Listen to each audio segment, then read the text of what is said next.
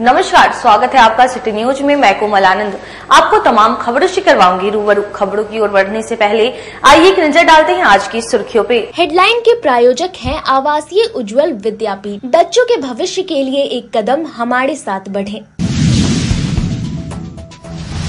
कुढ़नी प्रखंड के मेथरापुर मोहम्मदपुर पंचायत में खेत में काम कर रहे किसान पर सियार के झुंड ने किया हमला।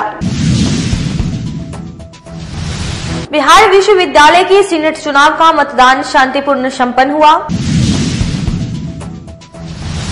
और मीनापुर थाना क्षेत्र के नेवड़ा गांव में कर्ज में डूबे युवक की संदिग्ध स्थिति में हुई मौत। ये थी आज की सुर्खियां। अब खबरें विस्तार से। मनियारी थाना क्षेत्र के मेथरापुर मोहम्मदपुर पंचायत के खेत में काम कर रहे किसान पर सियार के झुंड ने हमला कर दिया। मुजफ्फरपुर में खूंखार सियार का आतंक जारी है। शहर से सटे कई गाँवों में लोग रत जग्गा कर रहे हैं। इसके बाद भी सियार दर्जनों लोगों को काट चुका है। सोमवार की सुबह मनियारी थाना क्षेत्र के मिथरापुर मोहम्मदपुर पंचायत निवासी पंचम सिंह खेत में पटवन कर रहे थे। इसी दौरान अचानक 3-4 की संख्या में सियार ने हमला बोल दिया, जिसके बाद खेत में मौजूद लोग भाग खड़े हुए। वहीं इस दौरान पंचम सिंह ने भी भागने का प्रयास किया, लेकिन उन्हें सियार के झुंड ने घेर लिया और हमला कर दिया। इस दौरान सियार के झुंड ने पंचम सिंह के शरीर पर हमला किया और हाथ की उंगली को चबा डाला, जिसके बाद मौके पर अफरा तफरी की स्थिति बन गई। सियार अमूमन रात में शिकार के लिए निकलते हैं, पर यह पहला मामला है जब सियार के झुंड ने दिन में हमला किया है। घायल सियार के हमले से घायल पंचम सिंह का इलाज सदर अस्पताल में किया गया। वहीं पूरे मामले को लेकर civil surgeon doctor Ajay Kumar का कहना है कि अब तक सियार के हमले में घायल 2 दर्जन से अधिक लोगों का सदर अस्पताल में इलाज किया गया है। सदर अस्पताल में जानवरों के काटे जाने के बाद दिए जाने वाला टीका उपलब्ध है। साथ ही जो लोग सियार के हमले में घायल हुए हैं, उनका खास ख्याल रखा जा रहा है। अरे धान में रहे थे, पानी पटवाए, हम गए थे पाइप मोन देखने के चक्कर में, तो साला उसी में 3 गो घुसा हुआ था।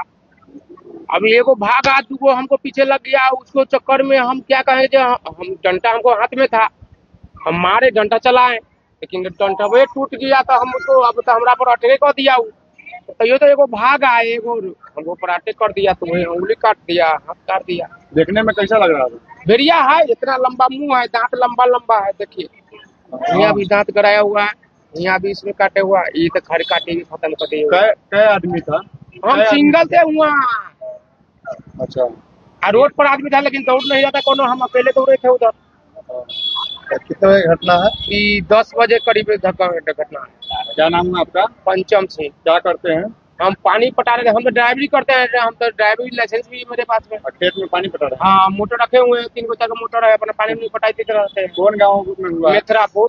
कहाँ? कौन? लखनपुर मेथरापुर आ भी रही है और माननीय विधायक महोदय, जनप्रतिनिधि एवं सभी के द्वारा जो है किया जा रहा है इसमें और इसके केसेज आ रहे हैं और वन विभाग से भी हम लोग जो है उसको संपर्क करने जा रहे हैं और इस संबंध में जो है हमारे यहाँ इसके लिए उपचार की सारी व्यवस्था है और इसके लिए इंजेक्शन भी अवेलेबल है और सारी दवा भी उपलब्ध है। इलाज में कोई कमी नहीं है। बिहार विश्वविद्यालय के सीनेट चुनाव का मतदान शांतिपूर्ण संपन्न हुआ।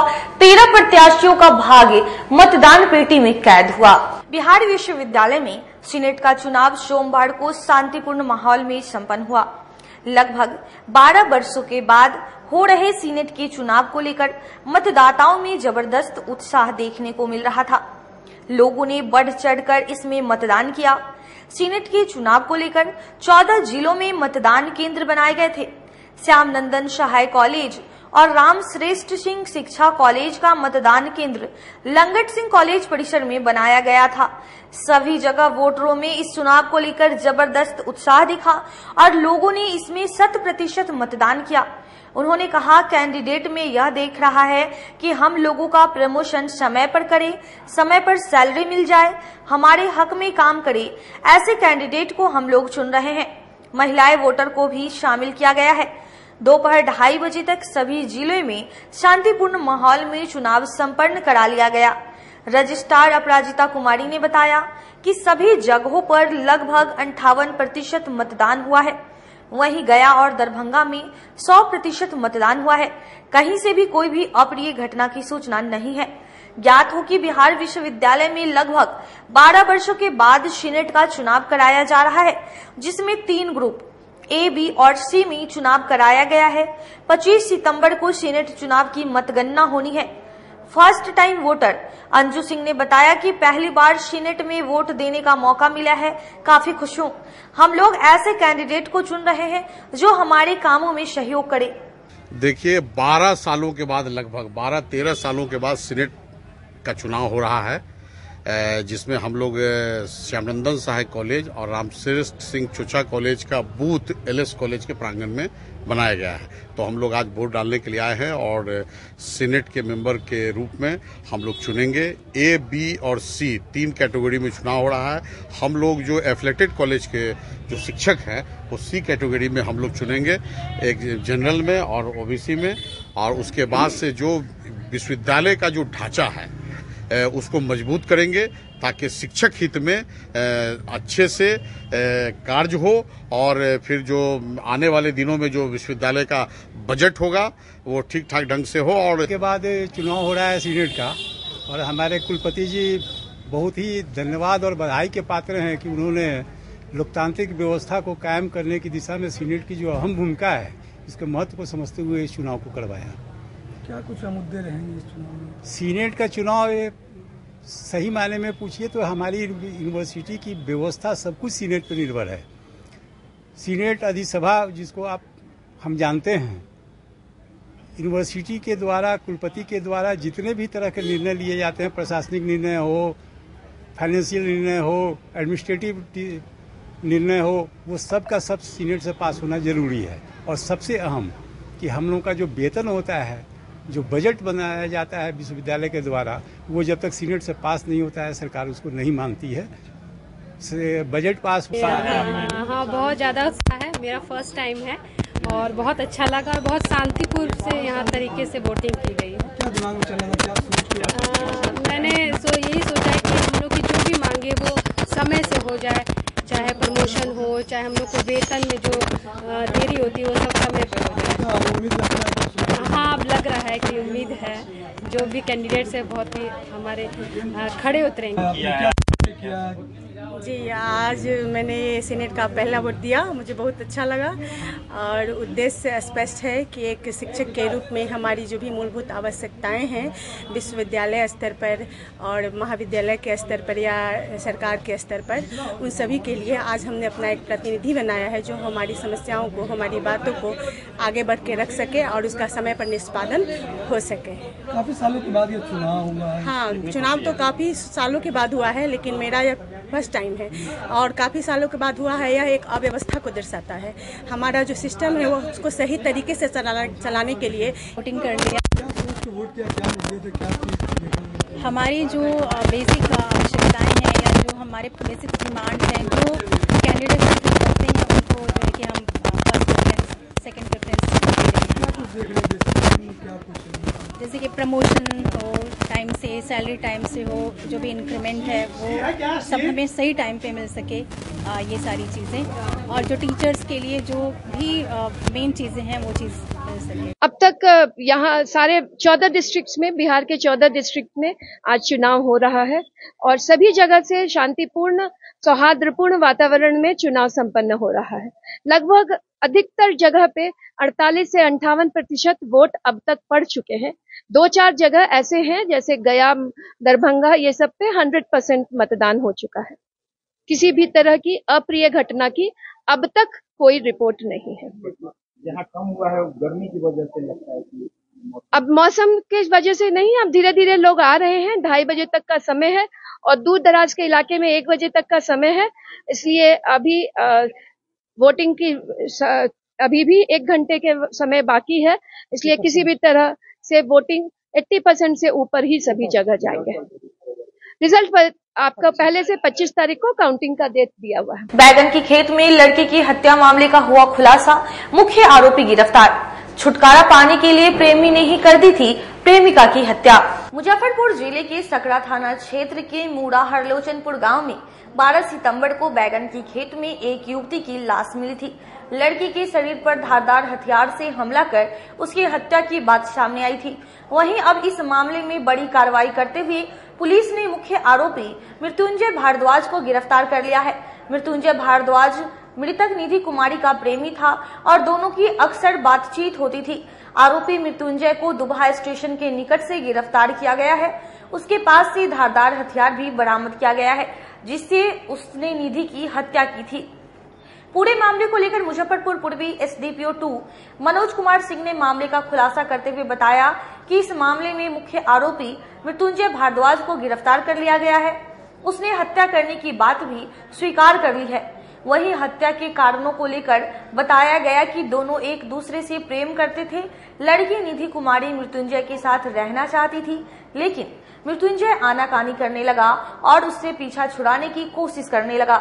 इसी चक्कर में उसने उसकी हत्या कर दी। हालांकि परिजनों का आरोप था कि मृत्युंजय ने निधि को नौकरी दिलाने के नाम पर उसके परिजनों से 6 लाख रुपए की ठगी कर ली थी। जब पैसा की डिमांड करने लगे तो वो आनाकानी करने लगा। इसी चक्कर में उसने निधि की हत्या कर दी। फिलहाल पुलिस दोनों एंगल से मामले की जांच कर रही है और आरोपी मृत्युंजय भारद्वाज को न्यायिक हिरासत में जेल भेज दिया है। एक युवती लगभग 25 वर्ष जिसका लाश एक बैगन के खेत में पड़ा हुआ है। गांव का नाम है मूड़ा मोहनपुर। तो सूचना का सत्यापन हेतु थाना की टीम वहां पर गई और डेड बॉडी पाया गया, जिसको बरामद करके पोस्टमार्टम के लिए भेजा गया तथा मृतका की मां थी कैलाशो देवी, जिनके लिखित आवेदन के आधार पर सकरा थाना कांड संख्या 484/24 दिनांक 13/9/24 धारा 103(1) 238 भारतीय न्याय संहिता के अंतर्गत दर्ज किया गया। कांड की संवेदनशीलता को देखते हुए वरीय पुलिस अधीक्षक महोदय द्वारा पुलिस उपाधीक्षक पूर्वी 2 के नेतृत्व में एक टीम का गठन किया गया। इसमें थाना अध्यक्ष सकरा पुनी राजू कुमार पाल, राहुल कुमार रंजन, राजू कुमार और थानागण कर्मी शामिल थे।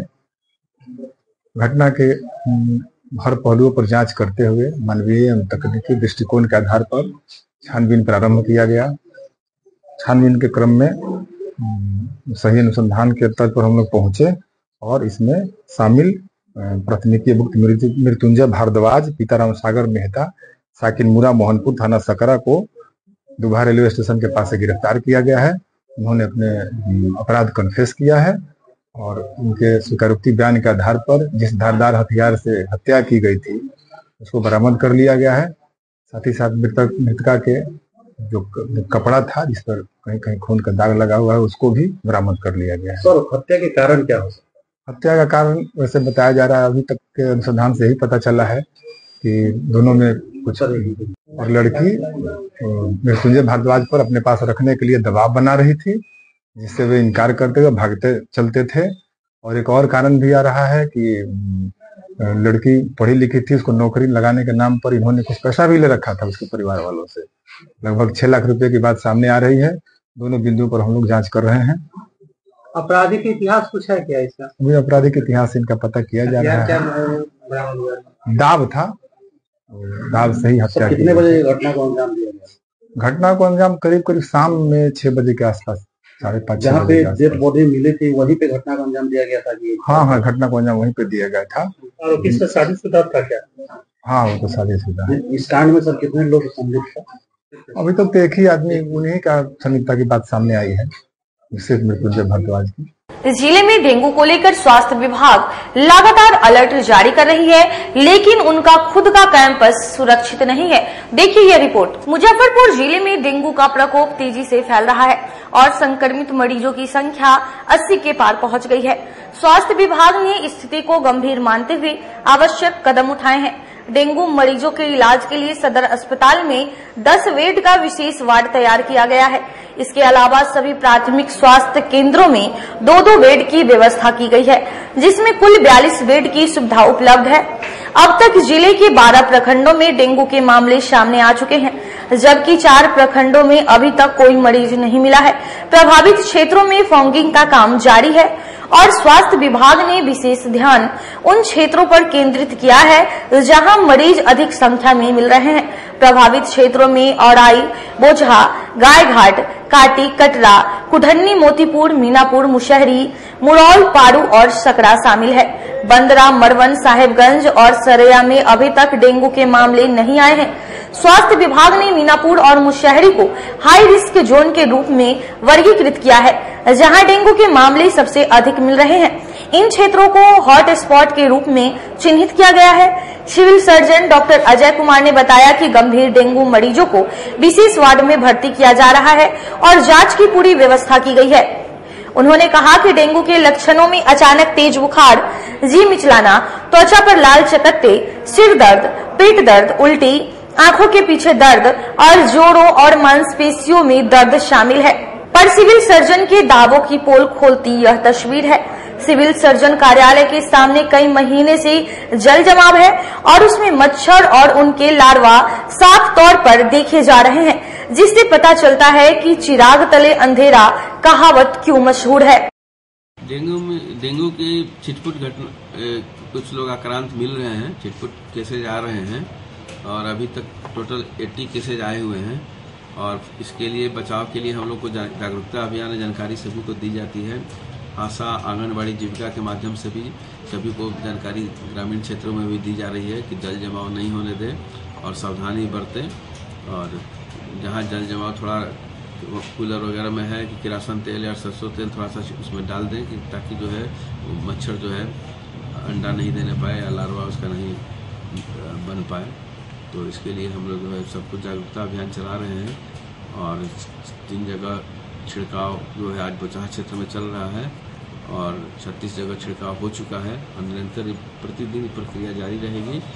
और बचाव के साथ जो है हॉस्पिटल्स में सभी जांच की सुविधा है और दवा भी उपलब्ध है, प्रशिक्षित डॉक्टरों की टीम भी उपलब्ध है, डेंगू वार्ड भी बनाया जा चुका है और स्वास्थ्य विभाग निरंतर प्रशासन के सहयोग से हम लोग उनके मार्गदर्शन में अग्रतर हम लोग कार्रवाई प्रतिदिन कर रहे हैं ताकि जो है जान माल की कोई हानि नहीं हो और सभी लोग सुरक्षित रहें, स्वस्थ रहें। स्वास्थ्य विभाग का सर आदेश है कि जहां भी मरीज मिले हैं वहां पे फॉगिंग करवाना है, पर अभी भी मुजफ्फरपुर में 50 से अधिक जो मरीज जहां से मिले हैं वहां पे फॉगिंग नहीं हुई। फॉगिंग की चल रही है। अभी मैंने डीवीडीसी से भी बात की है और उन्हीं के द्वारा जानकारी दी कि फॉगिंग है। जहाँ जहाँ केस मिल रहे हैं सभी जगह फॉगिंग कराई जा रही है और हम लोग जहाँ भी कुछ अगर इस तरह की सूचना मिलेगी निश्चित रूप से वहाँ फॉगिंग कराई जाएगी। सबसे ज्यादा शहरी क्षेत्र में ही मरीज मिल रहे हैं। जी, शहरी क्षेत्र में भी जरूर कार्रवाई की उसके लिए फॉगिंग हो जाएगी और इसमें नगर निगम का भी हम लोग सहयोग ले रहे हैं। इसमें मरीजों की क्या स्थिति है? कोई गंभीर स्थिति तो नहीं है? वही तो अभी तो कोई गंभीर स्थिति कोई सूचना नहीं है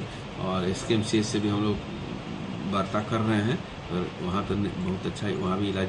केस हिस्ट्री क्या है? जो मरीज आए हैं वो दूसरे राज्य से आए हैं या लोकल? इसका तो हम लोग देखेंगे। अभी तो स्टडी जो है प्रत्येक को मरीज वाइज समीक्षा करेंगे और उसके बाद फिर हम लोग देखेंगे कहाँ का। कुछ लोकल भी है, कुछ बाहर से भी आए हुए हैं। मुजफ्फरपुर के प्रथम मेयर स्वर्गीय समीर कुमार की पुण्यतिथि पर नगर निगम में श्रद्धांजलि समारोह का आयोजन किया गया। मुजफ्फरपुर नगर निगम में पूर्व मेयर समीर कुमार की पुण्यतिथि पर सोमवार को श्रद्धांजलि कार्यक्रम का आयोजन किया गया। केंद्रीय राज्य मंत्री राजभूषण चौधरी, नगर विधायक विजेंद्र चौधरी, पूर्व मंत्री सुरेश शर्मा, मेयर निर्मला साहू सहित कई गणमान्य लोगों ने उनकी प्रतिमा पर माल्यार्पण कर श्रद्धांजलि दी। पूर्व मेयर समीर कुमार की पुण्यतिथि पर सोमवार को नगर निगम श्रद्धांजलि कार्यक्रम का आयोजन किया गया। निगम कार्यालय परिसर में स्थापित पूर्व मेयर की प्रतिमा पर पूर्व मेयर समीर कुमार की परिवार सहित उपस्थित तमाम नेताओं और निगम कर्मियों ने पुष्पांजलि कर श्रद्धा सुमन अर्पित किया। जी, आज समीर जी की 6ठी पुण्यतिथि है। पिछले 5 सालों से हम कर रहे थे और सभी लोग हमारा सहयोग कर रहे थे, बहुत ही सहयोग किए हैं, जिसके कारण ही हमारा उत्साह बनता रहा है। और आज इस 5 साल के ये सहयोग के कारण ही नगर निगम समीर जी को अपना कार्यक्रम, अपना वो श्रद्धांजलि दे रहा है। ये हम लोगों के लिए बहुत ही खुशी की बात है। हम इसके लिए नगर निगम को तहे दिल से धन्यवाद।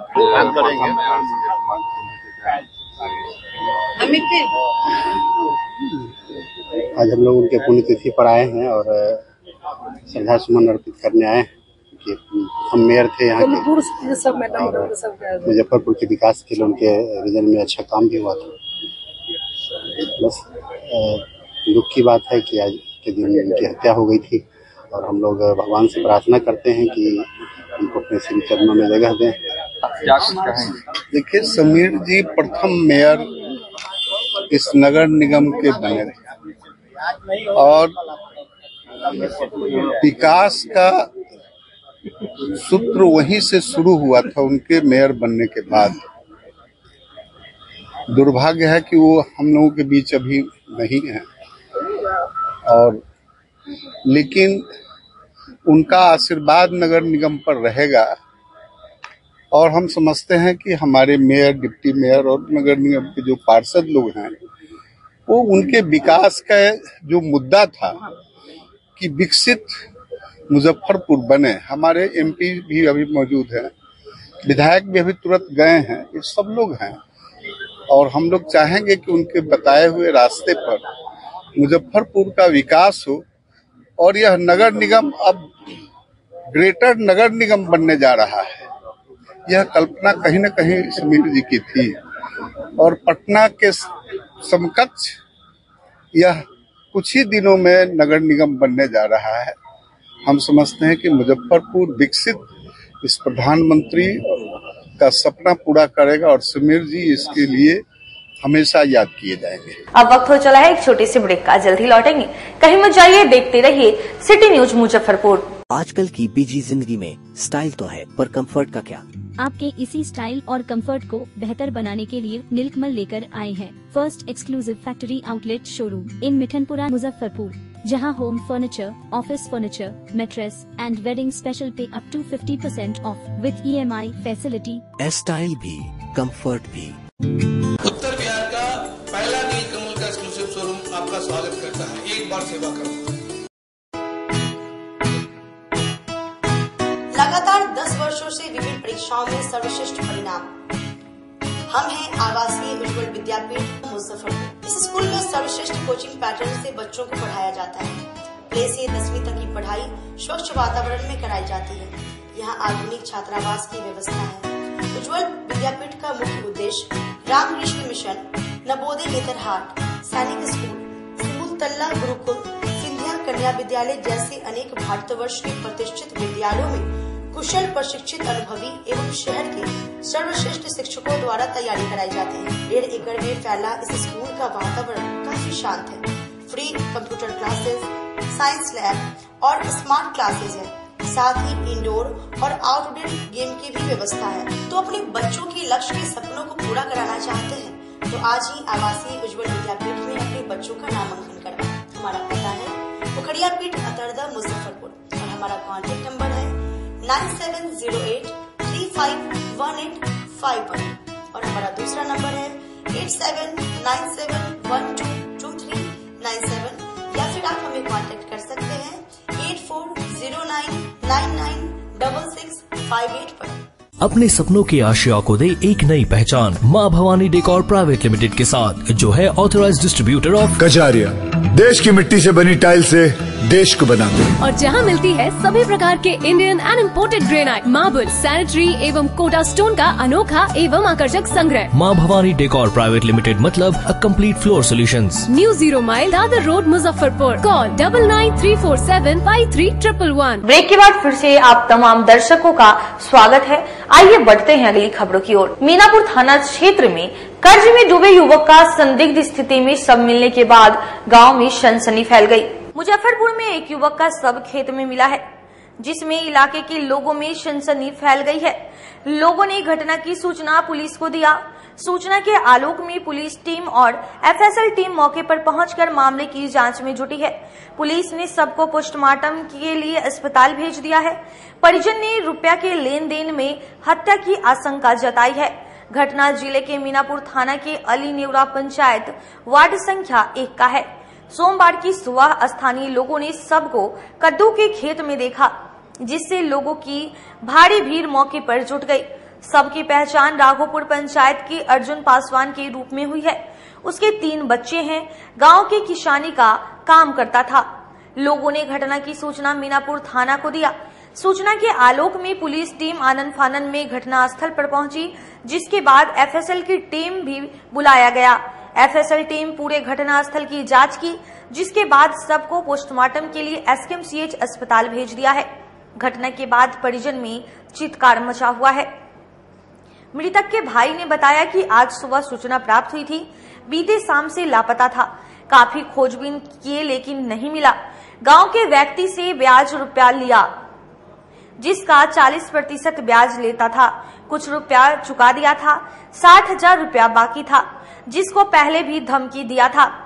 एडिशनल एसपी पूर्वी सहियार अख्तर ने बताया कि युवक की शव को पोस्टमार्टम के लिए भेज दिया गया है। परिजन ने अभी तक कोई लिखित आवेदन नहीं सौंपा है। आवेदन मिलने के बाद एफआईआर दर्ज कर आगे की कार्रवाई की जाएगी। ब्याज 40 रुपये हाँ 40 रुपये जोर जोर के इसका बहुत पैसा बना दिया। देते था फिर भी सब देते गया, उसके बाद नहीं देन पार लगा। 60,000 रुपया बचा हुआ था, उसके बाद इसका ऐसे कर दिया, इसीलिए कर दिया। इसके लिए हमको अन्याय चाहिए। बस कल घर से बाइक से निकले थे या पैदल?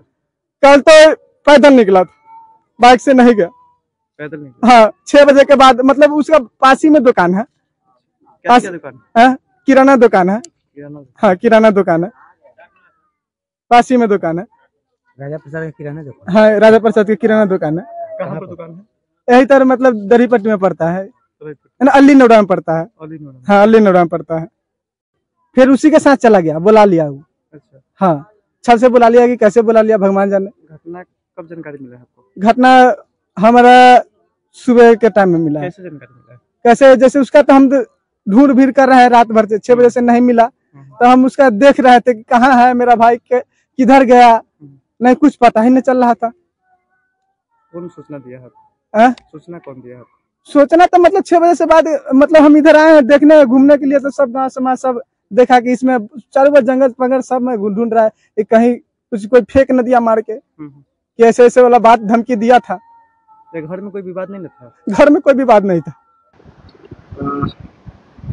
अर्जुन पासवान नाम है और ये जो है दहीपट्टी का रहने वाले हैं, जिनकी उम्र 28 साल है। जैसा कि आसपास के लोगों के द्वारा बताया गया और जो अभी जो प्राइमरी अफेयर की जो बातें छन के आ रही है कि इनके ऊपर काफ़ी कर्जा वगैरह भी था और लगता है उसी से होके मतलब इन्होंने आत्महत्या की बात प्रकाश में आ रही है, क्योंकि एफएसएल की टीम ने वहाँ पे जो जांच किया है साइंटिफिक तरीके से, उससे स्पष्ट हो रहा है। लेकिन मृतक के पिता ने जो है जिससे पैसे का लेन देन था, जो खेमाई पट्टी के राजा प्रसाद है, तो उनके ऊपर हत्या का आरोप लोगों के द्वारा लगाया जा रहा है। और वहीं घर के पास में ही कद्दू लगा खेत है, वहीं पे मतलब फांसी लगाने की बात प्रकाश में है। किस तरह का लेन देन की बात? पैसा का लेन देन था, काफी लोगों का कर्ज था उसके ऊपर जो है, और उसी चक्कर में हो सकता है जो है इस तरह की घटना घटी। लेकिन अभी जो है परिवार वालों ने मतलब हत्या का एक आवेदन दिया है कि मतलब राजा प्रसाद और कुछ और लोगों के ऊपर आरोप लगा रहे हैं कि उन लोगों ने हत्या करके वहाँ पे रखा। बाकी पोस्टमार्टम रिपोर्ट क्या कहती है, एफएसएल की रिपोर्ट में क्या था, उसके बाद में स्पष्ट तौर पे कहा। मुजफ्फरपुर में मौसम में परिवर्तन के बाद बेकाबू हुआ वायरल बुखार, सदर अस्पताल के ओपीडी में पहुंचे 150 मरीज। मौसम में परिवर्तन के बाद जिले में वायरल बुखार बेकाबू होने लगा है। ओपीडी में हर दिन 100 से 150 मरीज पहुंच रहे हैं। वायरल बुखार के मरीज बढ़ने से सदर अस्पताल और अन्य अस्पतालों में बेड फुल हो गए हैं। बुखार कम से कम 4 दिन रहता है। बुखार पीड़ित मरीजों के सिर, पैर और कमर में दर्द के साथ ही मांसपेशियों में भी जकड़न होती है। सदर अस्पताल में आने वाले मरीजों की संख्या से तो यही लग रहा है इस पर काबू पाना बेहद जरूरी हो गया है। निजी अस्पतालों में भी वायरल बुखार के अधिक मरीज पहुंच रहे हैं। सदर अस्पताल के रजिस्ट्रेशन काउंटर पर सुबह से भीड़ लगी रही। रजिस्ट्रेशन काउंटर पर खड़े अधिकांश ग्रामीण बुखार से पीड़ित थे। मेडिसिन विभाग के डॉक्टर ने बताया कि अस्पताल में प्रतिदिन 100 से 150 वायरल बुखार से पीड़ित मरीज पहुंच रहे हैं। Civil surgeon doctor Ajay Kumar का कहना है कि बढ़ते हुए वायरल बुखार को लेकर चिकित्सकों की टीम गठित कर दी गई है। सभी को अलर्ट रहने को कहा गया है। सभी जरूरतमंदों को दवा उपलब्ध कराई जा रही है। क्या कुछ सावधानियां बरती जा रही है? फीवर, सर्दी, बुखार, इससे कुछ केसेज आ रहे हैं, तो इसके लिए भी सभी हम लोग जो है दवा वितरण हो रहा है और मरीजों का इलाज हो रहा है। अभी समय थोड़ा सा है, अभी वायरल का है, तो कुछ केसेज आ रहे हैं, कुछ ओपीडी की संख्या बढ़ी है और इलाज सभी जगह है, जांच भी कराया जा रहा है, इलाज भी कराया जा रहा है। बचाव के लिए क्या कुछ उपाय है?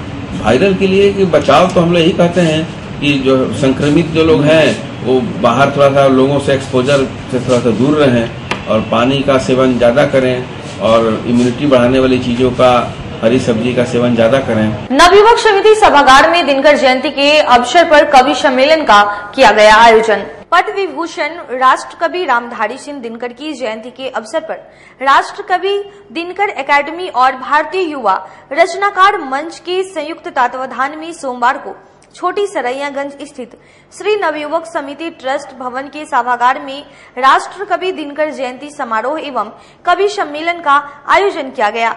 मौके पर राष्ट्र कवि दिनकर एकेडमी के निर्देशक आचार्य चंद्र किशोर प्रासर ने कहा कि आज राष्ट्र कवि रामधारी सिंह दिनकर की 117वीं जयंती मनाई जा रही है।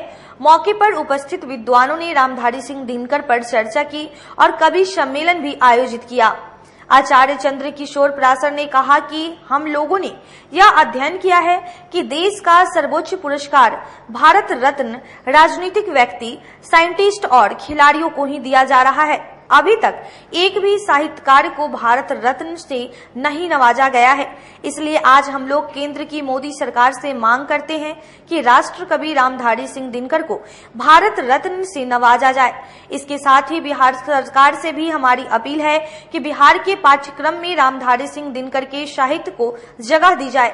आचार्य चंद्र किशोर प्रासर ने कहा कि राष्ट्र कवि दिनकर की स्मृति में हम लोग प्रत्येक वर्ष तिरहुत साहित्य उत्सव करते हैं।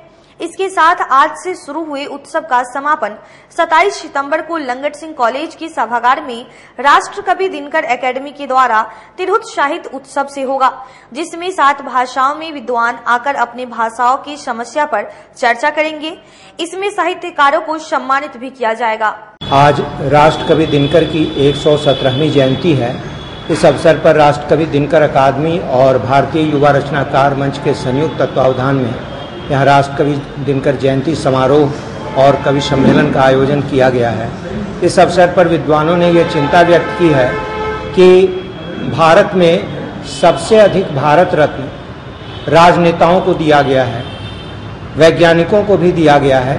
खेल की प्रतिभा को नहीं दिया जाता था, लेकिन कुछ वर्षों से खेल की प्रतिभा को भी दिया जा रहा है, परंतु आज तक किसी साहित्यकार को भारत रत्न नहीं मिला। राष्ट्र कवि दिनकर सबसे बड़े कवि थे, इसीलिए उनको राष्ट्र कवि कहा गया। आज हम उनकी जयंती के समारोह के अवसर पर राष्ट्र कवि दिनकर अकादमी की ओर से केंद्र सरकार से, मोदी सरकार से ये मांग करते हैं कि राष्ट्र कवि दिनकर को भारत रत्न की उपाधि से सम्मानित किया जाए। दूसरा यह कि जो हमारी राज्य सरकार है उससे भी हम मांग करते हैं कि बिहार के स्कूलों के पाठ्यक्रम में और कॉलेज के पाठ्यक्रम में भी जो हिंदी का पाठ्यक्रम है उसमें दिनकर को संपूर्णता से नहीं पढ़ाई जाती है। इसलिए दिनकर के कविताओं को और दिनकर की पुस्तकों को, चाहे वो उर्वशी हो, चाहे कुरुक्षेत्र हो, रश्मिरथी हो, इन सबों को संपूर्णता में कॉलेज में पढ़ाया जाए, स्कूलों में पढ़ाया जाए। ये 2 मांग आज विद्वानों ने यहाँ किया है। और राष्ट्र कवि दिनकर के स्मृति में हम लोग प्रत्येक वर्ष तिरहुत साहित्य उत्सव करते हैं। ये जो आज से दिनकर जयंती सप्ताह शुरू हुआ है, इसका समापन 27 सितंबर शुक्रवार को लंगट सिंह कॉलेज के सभागार में राष्ट्र कवि दिनकर अकादमी के द्वारा तिरहुत लिटरेचर फेस्टिवल, तिरहुत साहित्य उत्सव 2024 से होगा, जिसमें 7 भाषाओं के विद्वान, जो संस्कृत है, हिंदी है, अंग्रेजी, भोजपुरी, बज्जिका, मैथिली वगैरह है, इन सब के विद्वान आएंगे और अपनी भाषाई समस्याओं पर चर्चा करेंगे और कवि सम्मेलन होगा तथा कुछ साहित्यकारों को सम्मानित भी किया जाएगा। आज के लिए बस इतना ही। अब मुझे और मेरी पूरी न्यूज टीम को दीजिए इजाजत। कल फिर हाजिर होंगे शहर की कुछ नई खबरों के साथ। नमस्कार।